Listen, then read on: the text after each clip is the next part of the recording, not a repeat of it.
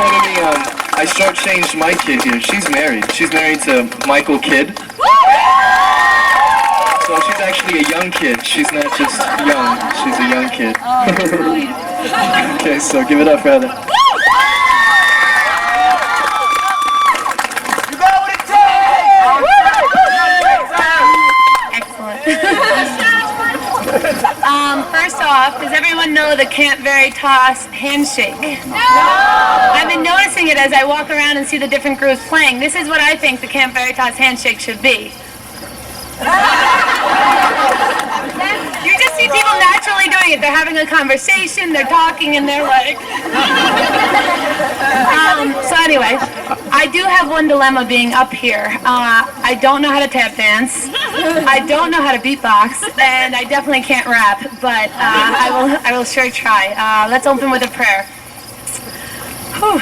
Thank you, Lord, so much for all these kids. They become little brothers and sisters to me, and the brothers and sisters I never had, the little ones for that matter.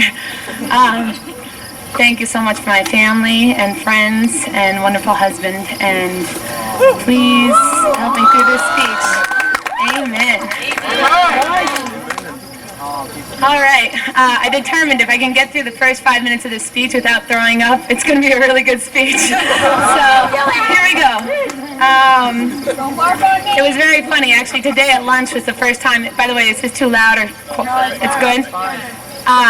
In the middle of lunch today, I realized that all of a sudden I was going to give my testimony tonight, so I all of a sudden got this big, strong knot in my stomach, and it was very funny because I got a random text message from a phone number I didn't know, and it said, I can do all things through Christ who strengthens me. I don't usually get religious text messages, but it was amazing. Literally, like, I was in the bathroom on the verge of throwing up, and I got this text message, and I found out it was actually someone I just met, and it was just amazing, exactly what I needed to hear. So, anyway, the second thing, I'm listening to Father Justin talk tonight, and he kind of took a good part of my testimony and boiled it into a homily when he talked about the 6 inches between head and heart.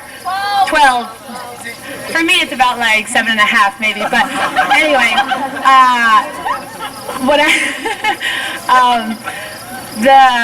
the major thing is, in my life, in my early life, everything I did with my faith was through my mind. I grew up in this wonderful family. I have 2 saints for parents who have really dedicated their lives to trying to make their kids saints, and I've been fortunately given a lot of good groundwork. So the first half of my life, my faith was totally my head. It was, Jesus is good, God loves me, all this stuff. But unfortunately, I didn't feel it. It was all, unfortunately, guilt and fear. I went to church every Sunday, but I literally went for the sake of not going to hell. That was what my mentality was, and I was like, you know what? If there's even a chance that I'll go to hell if I don't go, what's an hour, you know? Like, let's just play the odds. I might as well go and play it safe, you know? But that was really my mentality in going to church. Even to the point where I didn't even want to pray around my parents. Throughout high school, I went to church every Sunday, but I actually specifically would drive myself to a separate mass so that I wasn't around them. That's how much as a teenager I wanted to separate myself and wanted to play it safe, but on the same token, I did want my faith to be more of my own, but it was very much just a mental thing, and there was very little from my heart. When I was writing this speech, I was thinking about it, and honestly, our family throughout the years have had a tremendous amount of miracles happen for us. I was just thinking back, I was like, what are some of the bigger ones in my mind of my childhood, some things that stuck out? Me and Rob Young was driving, my older brother, when he was probably about 17. He's driving, my mom is in the front seat, I'm in the back seat, I don't know, 7 or 8. And we're driving our clunker car. It's a big old brown Thunderbird, otherwise known as a piece of poop on wheels. And the thing literally would die, you know, every 3rd week. We'd have to go and bail it out, whether we needed to give the thing gas or whether it stalled somewhere. It was a big hassle. It was one of our 6 clunkers due to the fact that we had 5 teenagers at the time. who needed cars to drive. So anyway, we're in our junker car, we're driving around. All of a sudden we had one of our typical, the car stalls. Rob's driving, but where did the car stall? On train tracks. The car stall is on the train tracks. No problem, no train is coming. No problem, no sweat. All of a sudden, ding, ding, ding. You should have seen it. My mom is like starting to get pretty panicked. Rob is like starting, the car is not starting. All of a sudden the car, this is uphill. The car, and we still drive by this place like it's where we grew up. Uphill, goes up the hill, and literally it was like the movies. I'm not exaggerating. The car got off the tracks, the thing went down, the train flies by, and the beauty of the whole thing, the car is still off. The car never started, and we are off these tracks, and it is literally resting up a hill, and our car is, it was phenomenal. And every time I drive by that spot, I realize the fact that, that really could have been us, And also the funny thing is on that car, we had a nice little bumper sticker that said, "The angels are watching over us." They sure are. That was just one of the many times growing up. Another time that stuck out in my head, I was visiting my older sister at college, and at that time maybe I was, 7 or 8, and we were in the Newman house, and I'm in this building, and it has stairs where, I don't know if you, basically stairs that go up, and then another set of stairs that go up one more flight, and then up here there's a fence blocking off the stairs so that no one falls down the stairs. So I'm up high, I'm up on the second floor hanging out, and I'm a little kid, I'm kind of crawling, like I'm just playing with the railing. I decide to put one leg over the railing, and at this point I'm straddling the railing over a whole flight of stairs, with nothing in between me and the ground. And I was obviously a dumb kid. I don't know what I was thinking doing this, but I'm kind of hanging out. All of a sudden, I somehow lost my footing, and I actually fall off the stairs. So I am falling, and at that exact moment, my sister's boyfriend, who happened to be a 6'4", like burly guy, is walking up the stairs, literally didn't see me coming down, happened to have his arms out like this, and I fell into his arms. And he was like, oh! Like, it was a total miracle. And honestly, I think God knows how much I love to play sports, because it very easily could have been a situation where I was paralyzed or I had other issues after falling that far. So that was just another thought that came to my mind. I'm like, thanks God, But honestly, our whole lives, we've really had a lot of blessings from God, and that's what helped me have the mental, what, God is good, God does exist, God, God is great. The first person as mentioned in some other testimonies in my family to transform in my family was my sister Angela. She had gone to Medjugorje, and really, she was the teenager that literally would sneak out at night. She'd crawl through the heating system, like there was kind of this like underground pathway out of our house. She would literally crawl out of it to get out at night to sneak out and hang out with her friends and do whatever.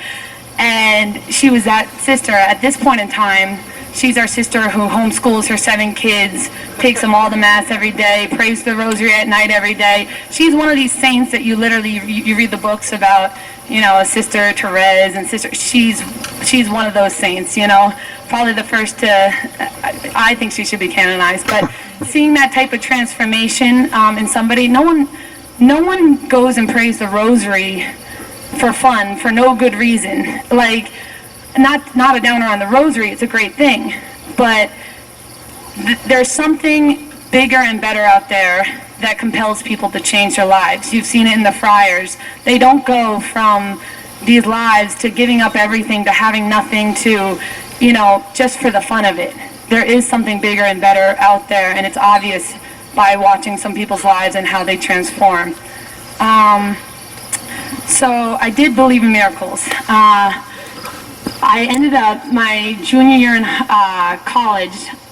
Someone offered to send me over to Medjugorje. This has also been mentioned throughout the week. Medjugorje. I'll give you a quick little summary. Basically, there's six visionaries over there that had been seeing Mary ever since they were very little. Like there was an 8-year-old, a 9-year-old, a 13-year-old, a 16-year-old, I don't know the exact details, but basically they've been seeing Mary since then. To me, I'm very critical of things like this, and I'm like, oh, they could be making it up, who knows, But the thing to me that makes it very genuine is the fact that these same 6 kids have been seeing Mary for more than 20 years, since I think 81, and their lives have really been a witness of Christ. They're not glamorous lives. They have to tell the same story over and over and over and over again, which cannot be fun. They pray the rosary constantly. They're singing, they're in adoration, they're fasting twice a week or more. And these people's lives are testimonies to, obviously the fact that they're seeing Mary, in my opinion. The other beautiful thing I think about Medjugorje is the amount of miracles I've heard and seen come out of the place. It's just been a really, you never know if it's 100% true, but all I know is people come out of it praying and worshiping and loving Christ. So to me, that's what made Medjugorje a real, I believed it. It's genuine to me. So, but on the same token, so someone says, oh, I want to send you over to Medjugorje. At the time, I'm like, I don't want anything to change in my life. I got a really cute boyfriend, Mike. I have good friends. I'm doing well in school. Everything's great. I kind of had that mentality of once you know something's wrong, like once you find out that something's wrong, all of a sudden, then you're guilty of it. Like in terms of, if you don't know you're sinning, then it's not a sin. So I was like, please, I don't want to go to Medjugorje and find out that I got to change somehow, because then I'm going to have to, change my life, and I'm perfect the way it is. Don't touch it, But nonetheless, I was like, free trip to Bosnia. I won't get one every day. Let's do it. So I end up going. I show up at Newark Airport. I'm going alone, by the way, with a group of 30 adults. And I show up, and they're praying the rosary in the middle of Newark Airport. Oh my goodness. I'm 21 years old, and they're praying the rosary in the middle of Newark Airport. So I'm very self-conscious at the time. I'm embarrassed. I'm like, what did I sign up for? I can't believe I'm doing this. So, but nonetheless, I was like, you know what? $2,000, I better get my money's worth. I'm like, while I'm with these people, I'm going to do what they do and see what comes out of it. I will give it my best shot. So, and on the same token, I did at that point. I had all this mental, God is good, God is great, whatever. But I did want to feel it in my heart. I needed some type of motivation to feel like, why am I trying to be chaste? Why am I trying to go to church? Why am I praying? What's the point? I needed that extra motivation in my heart as to why I'm doing these things. So that's what I was really looking from Medjugorje. Also, I was looking, at the time my legs were very much hurting every time I played sports and everything else, and for a while, and to the point where I could barely run anymore. And I was like, maybe I'll go to Medjugorje and maybe God will heal my legs. Who knows? That was what I was hoping for. He had a slightly different plan. So I get on this trip. There's a couple friars in my group. Father Luke, I don't know, Father Luke, one of the friars, Father Luke Sweeney, not Sweeney, I'm sorry, Fletcher, is just amazing, and he was our group leader. I go to talking to him. At this point, I had very little interaction with the Catholic world outside of my family. And so I'm talking to him, I'm like, have you ever heard of Steubenville? And he's like, yeah. Have you, do you know people there? He's like, I went there. And I was like, oh, okay, cool. Do you know my brother Rob Young? Because Rob went there. I was on the same floor as him, and I was actually friends with him. And I was like, oh, wow. So you really realize quickly, and that's not, once you get tuned into the religious things going on, you'll realize it's a very, very small world. So nonetheless, I went to confession on one of the first nights there with Father Luke, and it was one of those confessions where you confessed everything. And I also challenged him. There were problems in my mind with, why does the Catholic Church teach this? Why is this so hard? Why is God making my life so hard by creating all these rules? Through a very conversation with someone who really knew their faith, it really came to very clear to me why God has all these rules. Honestly, there's not one teaching in the Catholic Church that doesn't form us to really have a healthy, wholesome, happy life. And it might seem hard on the surface, it might take discipline on the surface, but it really does amount to us having just really joyous lives, like Ryan talked about. Not happy lives, but really lives filled with joy. So through my conversation with Father Luke on my beginning, that confession was major to getting those shades taken off of me to be able to see God's love. One thing that happens over in Medjugorje, you hear about the miracle of the sun. Honestly, going over there, I could give a crud. I really did not, cool, the sun spins, whatever, to me that wasn't enough. Why does that make me want to not, make out with Mike too long? That, it really did not have any connection with me in terms of what's gonna motivate me, and so nonetheless, so I get over that. I'm actually with somebody else and we're walking up this cross mountain, and I'm like, so yeah, have you heard about this miracle of the sun? Like, what do you think of this? Blah, blah, blah. And he's like, yeah, actually, I saw it once, and blah, blah, blah. And, we get to the top, and it was funny because it was on my mind at that point. I was like, it'd be funny if the miracle of the sun were happening right now, and I didn't care so much that I didn't bother to look up and see it. So I look up at the sun. The miracle of the sun was not happening. It was bright, it was piercing, it was a normal, 12 o'clock noon sun piercing my eyes, and I was like, oh, what bad idea, screw that, sorry. I was like, the miracle of the sun is not happening. So I kneel down, I Medjugorje, I started to pray constantly and more than I had ever prayed before. And it was just kind of the thing you do, and I just fell right in place and tried, So I'm praying, and all of a sudden this Irish guy, like about 20 minutes later, comes and starts poking me, and he's like, come look. And I'm like, what's going on, I look up, and there were about maybe 10 of us on the top of this mountain, and he's like, look. And the sun, it was beautiful. The sun was there. It was not a cloud in the sky. And in the center of the sun was basically a host. There was almost like a cross in the middle and a host covering out the center of the sun. And around the edge of the sun, it was still regular sun, and it was spinning, like crazy spinning, like. And we're all staring at this, and I'm like, do you see this? And we're all comparing, like, does it look like a host? Like, we're all trying to see, am I really seeing this? Because this is crazy. And it was, to me, the thing that really made this is definitely the miracle of the sun, is the fact that, 20 minutes ago, I couldn't even glance at the sun without hurting my eyes, and now I'm staring at it without a cloud in the sky, with a host in the middle of it, with this it was really phenomenal. And on the same token, it was just one of those cool extra reminders. Oh, God does exist. That's pretty cool. Another cool thing in Medjugorje, which I thought was interesting, they have this big, it's made out of, I don't even know, steel or something, cross. It's a resurrected Jesus. Essentially what it is, it's on the ground is a big steel, picture a big rectangle, and out of it is the Jesus, so you can see Jesus is up in a cross position, but you can still see his imprint in the ground, so it's Jesus resurrected from the cement.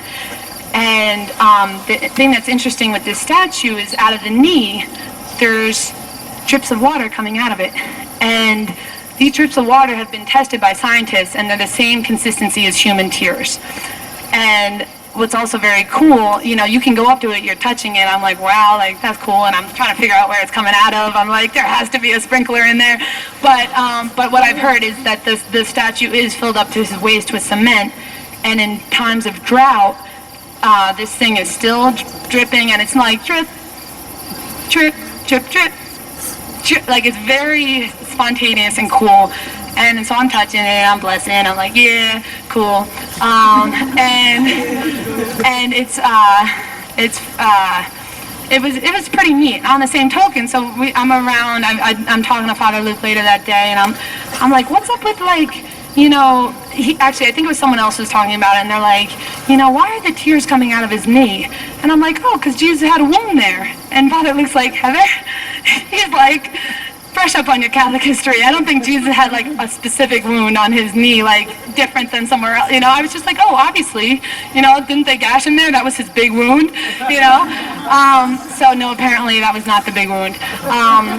So he's like, honestly, I was thinking about the same thing, and he was trying to come up with an explanation. And he's like, when I was praying about it, he's like, I pictured Mary wrapping her arms around Jesus and crying on his knee. And I was like, wow. I was like, I think I've seen a painting like that in my life. And I was like, that's beautiful, you know? And about a half an hour later, I started feeling guilty. I was like, did I just make that up to be like conversational? Like, I don't know that I've ever seen a painting with Mary wrapped around Jesus' legs. I was like, I've seen her by the foot of the cross, I've seen her, you know, but I've never seen her wrapped around Jesus' legs. So I'm in church that evening, and I think that's kind of when I was thinking about it.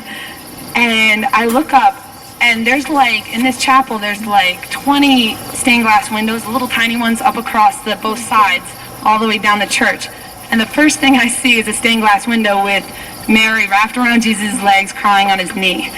And to me, that was like, oh, whew, you know, cool, you know. And so that was a little confirmation there. It was also very funny. The next day, I kind of asked a random guy, too, because I was like, I wonder if everyone thinks that's what it is. So I asked this random kid, and I was like, what do you make of it, you know? And he's like, I don't know. He's like, but I asked this Bosnian kid, and he said that he thinks it's Mary wrapped around Jesus' legs, crying on his knee, like in the exact same wording. And I was like, wow, okay, that's what it is. So that was just very cool. So I'm in Medjugorje. All of a sudden, there's this giant priest walking around.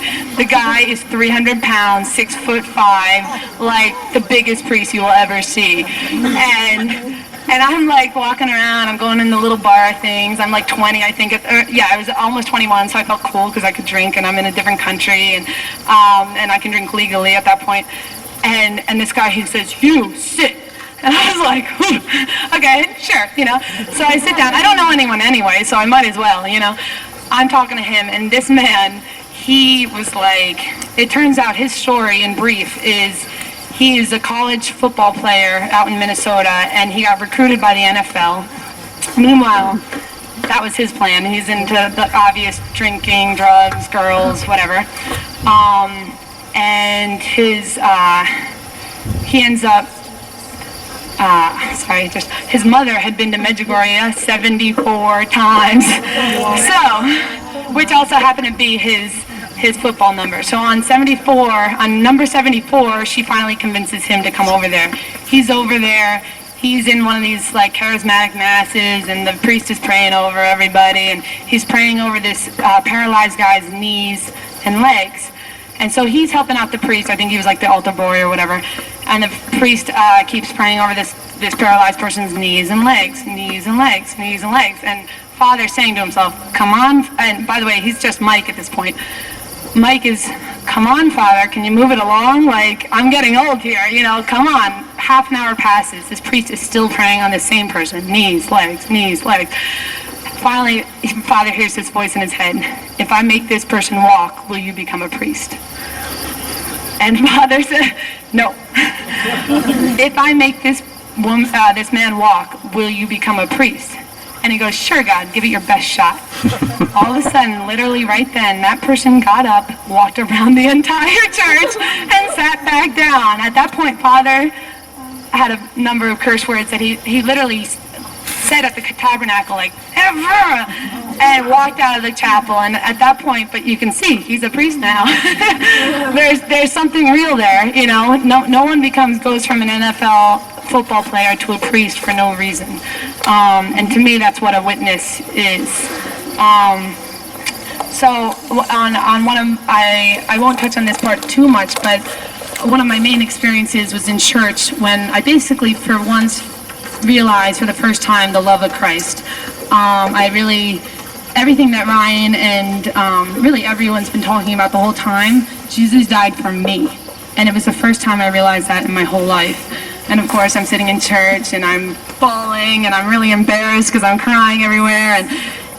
But for the first time it hit me, Jesus died for me. And at that point I was ready to change my life. I was like, this is what it's about. on the same token, I had a lot of anxiety because I'm like, I'm going to go back home, and I know what it feels like to be on a retreat and go back home and not have that same experience and very easily be pulled into something else. So later in the week, I run into Father Mike again, who, by the way, he's from Minnesota, so a very random group, and like different from mine. And he's like, I'm supposed to, like, meanwhile in my head, I'm like, I'm supposed to pray with this guy. And he comes up to me, he's like, I'm supposed to pray with you. And I'm like, oh, I was going to tell you that. So we go into this chapel, and there's like, 20 people around. And he's like, this is the relic of the real cross. And it's basically one of these big metal crosses, but he opens up the back and he shows me basically a splinter. And I'm like, Father, you got that off the internet. Like, give me a break. Like, this is not real. And nonetheless, I found out soon enough, I believe it was real. I was like, come on. So he's like, no, take this, hold it to your heart. So I take this metal cross, I'm holding it to my heart. And he put like 2 fingertips on my head and a couple fingertips on my back. And he starts praying. And honestly, I'm expecting, if anything, maybe to feel slightly emotional, because that's what I do if I get really deep in prayer. Or I'm like, maybe God will heal my legs. That's what I came here for, isn't this what it's about? So he starts praying, open her heart, show her your love, open her wounds, show her your love, Lord, open her heart. And then he starts praying in tongues, and I won't even try to imitate that. And so I'm like, and I feel nothing. I have never felt less emotional in my whole life. I'm sitting there like, I want to be deep in prayer. And I'm like, nothing. All of a sudden, it was a couple minutes in, and I started feeling this swirling sensation in my temple and this sensation in my side. And the sensation was very faint at first, and it started getting deeper and deeper, and then it started to cover my face, and it was like the most amazing sensation I've ever felt in my life. It was not a sensation I had ever experienced up until that point. It felt like hot water kind of being electrocuted like this, but like on top of my face, but in a good way. And it also I just felt streaks across my back, and it started to spread across my stomach in a couple streaks. And I'm holding this cross, and it spread down my arms all the way to my fingertips, and it stopped at my waist.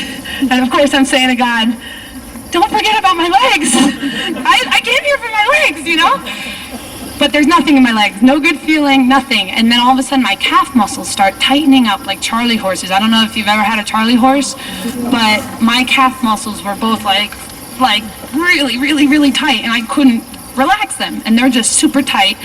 And my breathing starts to feel like I've been running. I'm just sitting there like, what's going on? But I'm very relaxed, and I'm just kind of letting things go. And I start feeling like, essentially start breathing as if I've been running. And I'm like, but I can't slow down my breathing. I just feel like I don't have quite enough oxygen. So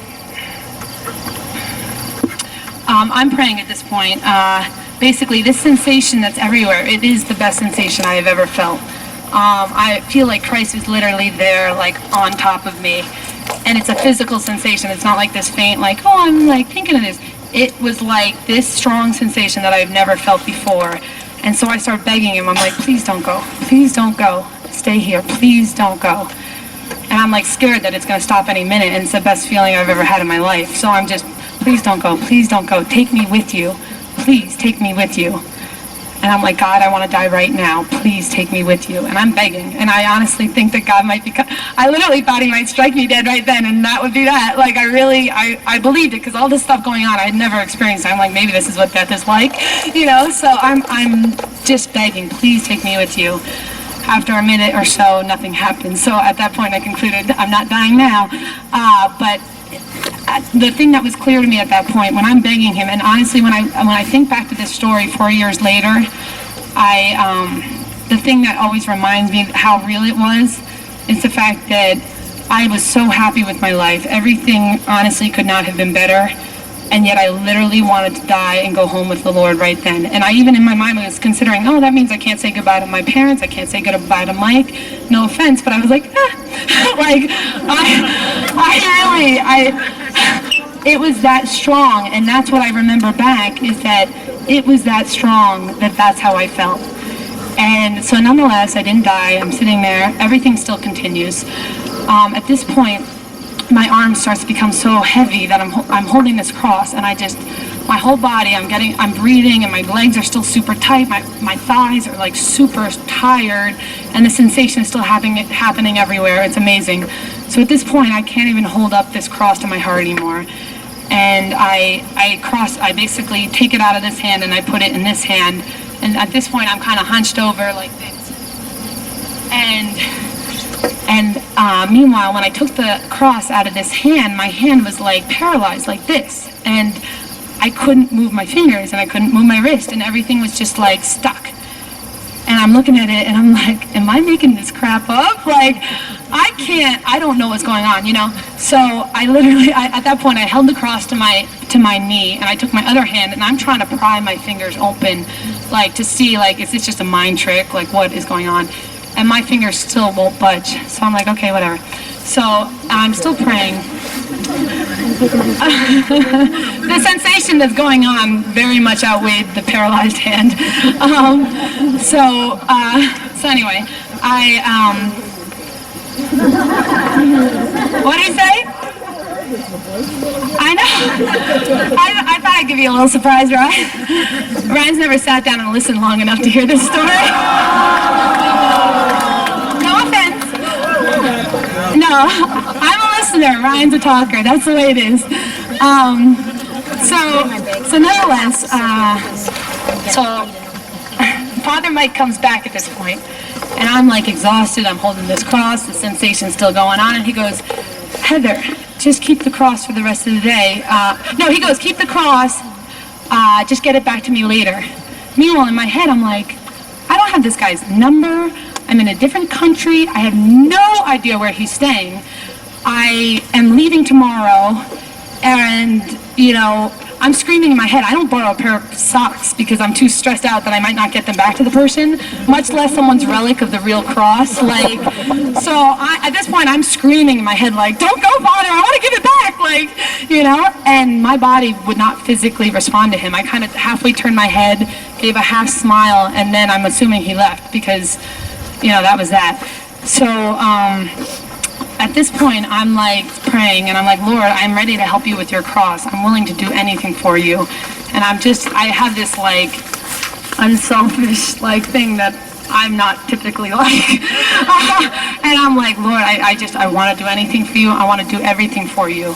And it was this type of love that I personally have never, it wasn't a human love. Like, I love people. I'm willing to do a lot of things for people.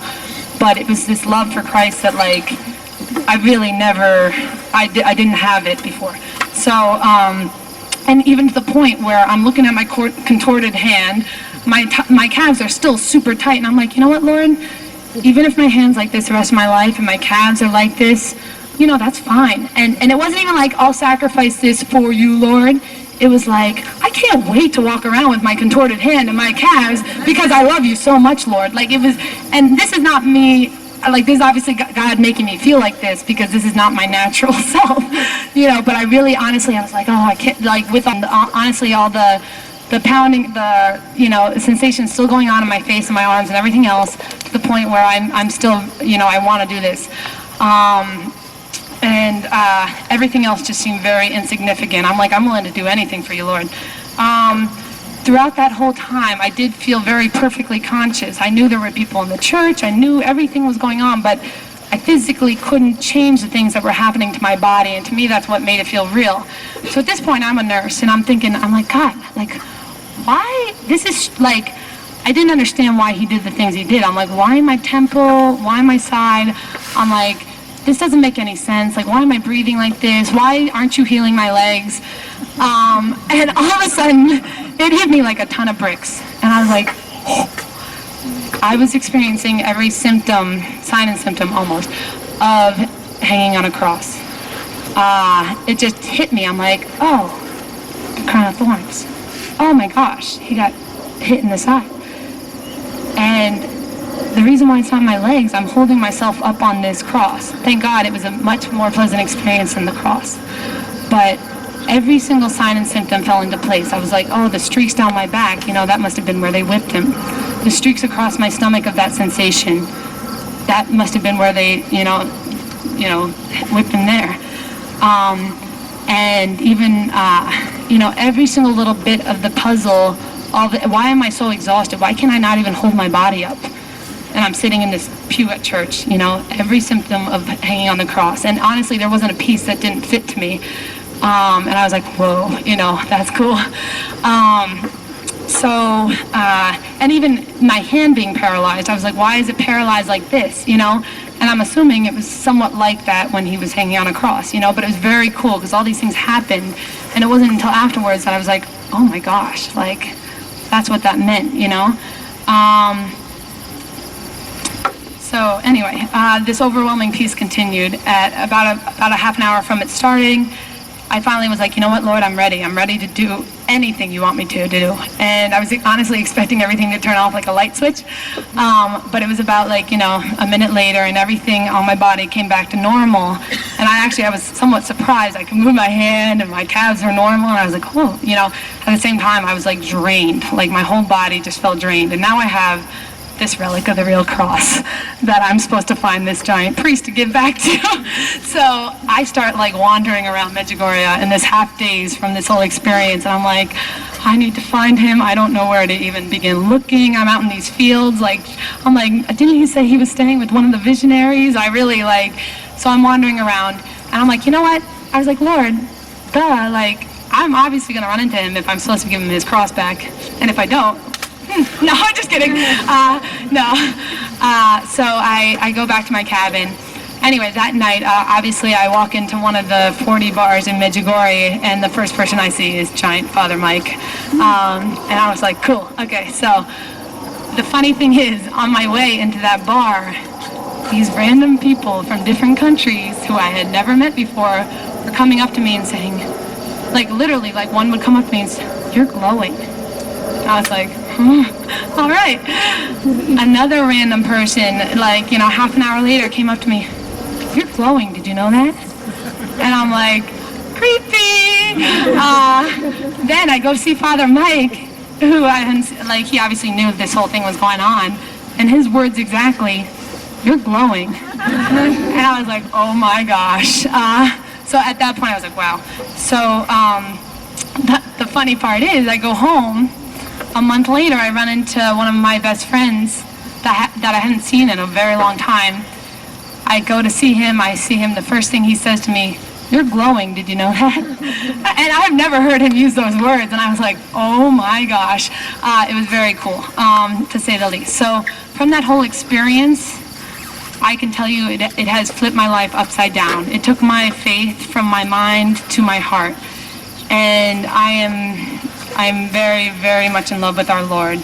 The ways that I church beforehand, and honestly to this day, sometimes to me can be dry. It depends on what's going on, it depends on the homily, but the part that's not dry is Jesus is there, and I crave him, and I'm very thankful to be a nurse because I get multiple days off during the week, and I do love to go to daily mass every time I have off and receive the Eucharist, because I can tell you what a difference it makes in my everyday life, in my attitude, and just receiving the Eucharist is just very, very much changing, and I crave him. I'm in love with the man.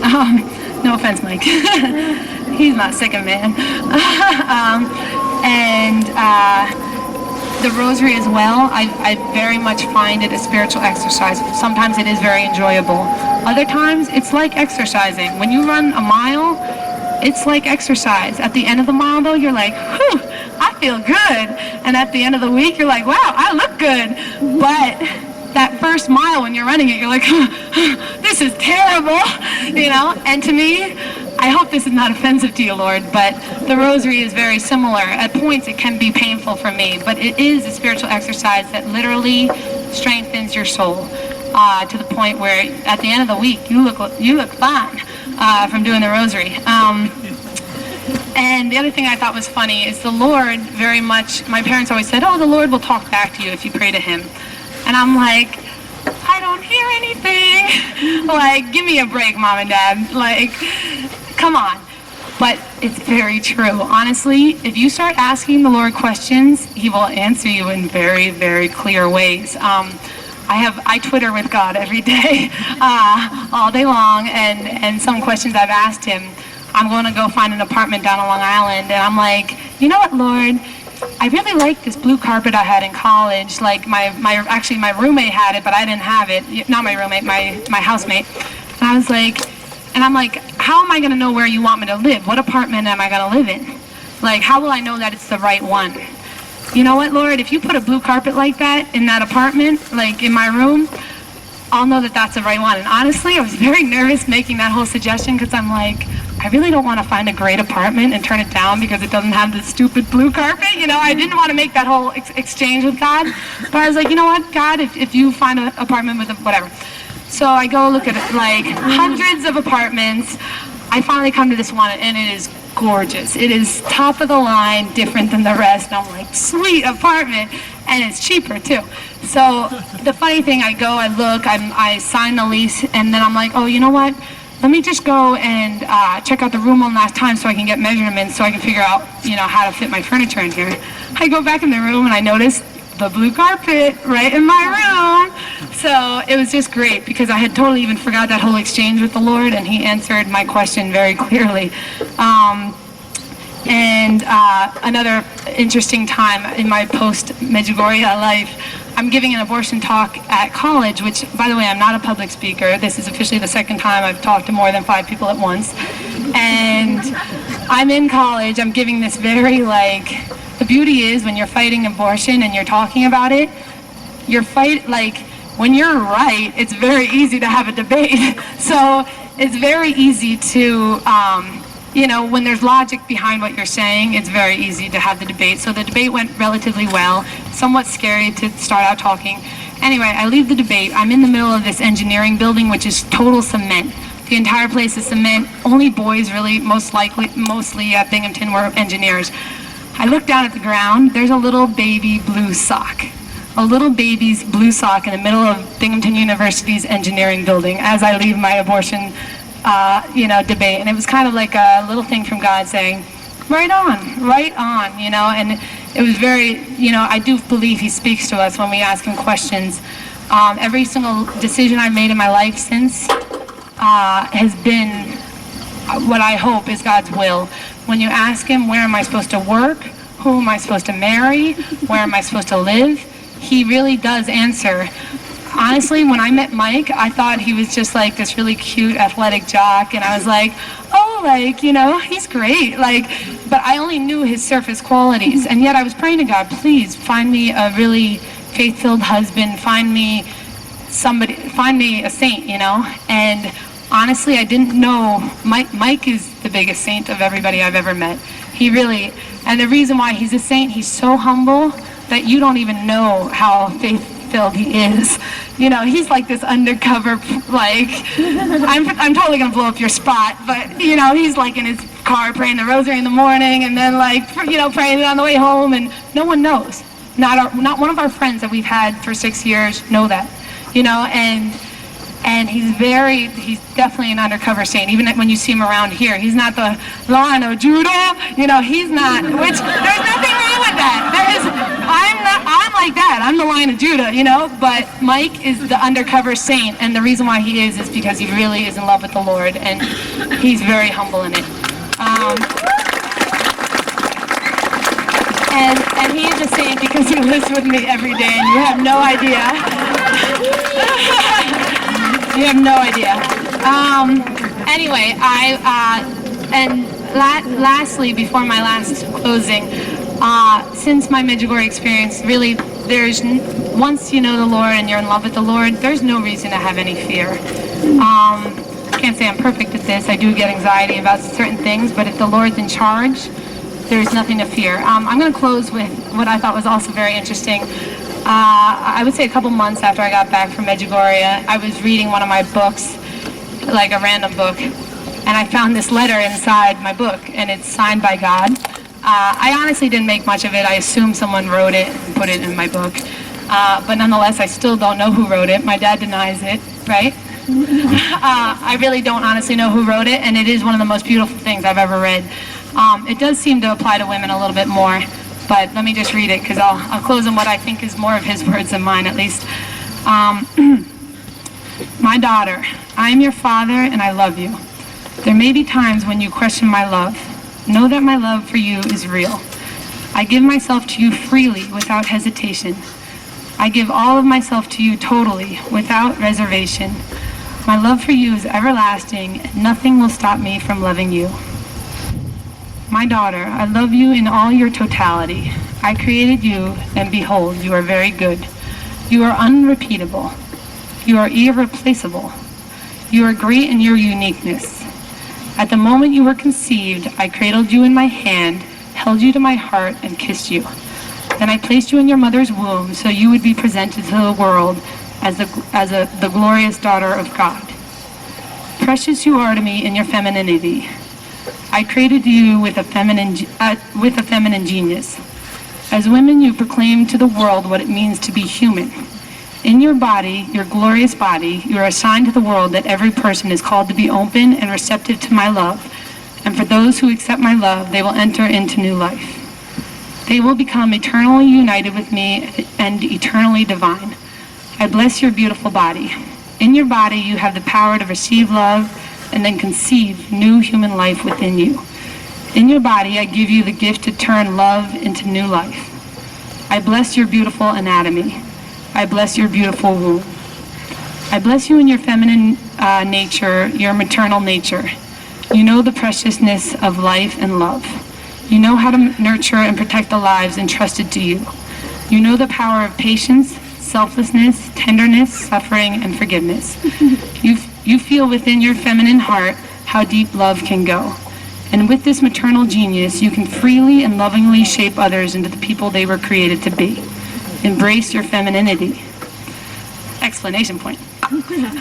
My daughter, in this world you have been taught to reject your femininity. You have been told that your genius is a weakness. You have been told to reject your maternal nature and your maternal body. You have been told that to be a fulfilled woman, you must adhere to a certain idea of superficial beauty. You have been told to settle for men who do not know how to love you and your femininity, men who do not know what it means to lay down their lives for you, men who only wish to use you. Rebuke these lies. You are my masterpiece. Behold, you are very good and worthy of the best. My daughter, when you are challenged, look to the Blessed Virgin Mary. She is your mother. She will help you. Evil and lies flee at the sound of her name because she embodies what it means to be woman. She said yes to receiving my love, and she conceived my son, Jesus, within her. She shaped him into the man he needed to be as the Savior of the world, who laid down his life for you, his bride. When you receive my son in the Eucharist, open your beautiful feminine heart and body to receive our love. Let us bless you and affirm you. You are my masterpiece. I will protect you. I love you. Live in my love. Your eternal Father.